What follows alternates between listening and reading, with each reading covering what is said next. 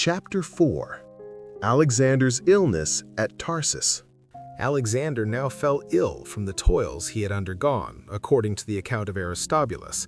But other authors say that while he was very hot and in profuse perspiration, he leaped into the river Cydnus and swam, being eager to bathe in its water. This river flows through the midst of the city, and as its source is in Mount Taurus and it flows through a clean district, it is cold and its water is clear. Alexander, therefore, was seized with convulsions, accompanied with high fever and continuous sleeplessness. None of the physicians thought he was likely to survive, except Philip, an 86 Acarnanian, a physician in attendance on the king and very much trusted by him in medical matters, who also enjoyed a great reputation in the army in general affairs. This man wished to administer a purgative draught to Alexander, and the king ordered him to administer it. While Philip was preparing the cup, a letter was given to the king from Parmenio, warning him to beware of Philip, for he heard that the physician had been bribed by Darius to poison Alexander with medicine. But he, having read the letter and still holding it in his hand, took the cup which contained the medicine and gave Philip the letter to read.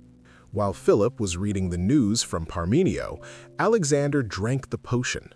It was at once evident to the king that the physician was acting honorably in giving the medicine, for he was not alarmed at the letter, but only so much the more exhorted the king to obey all the other prescriptions which he might give, promising that his life would be saved if he obeyed his instructions. Alexander was purged by the draught, and his illness then took a favorable turn. He afterwards proved to Philip that he was a faithful friend to him, and to the rest of those about he proved that he had perfect confidence in his friends by refusing to entertain any suspicion of their fidelity. And at the same time, he showed that he could meet death with dauntless courage. After this, he sent Parmenio to the other gates which separate the land of the Cilicians from that of the Assyrians, in order to capture them before the enemy could do so, and to guard the pass.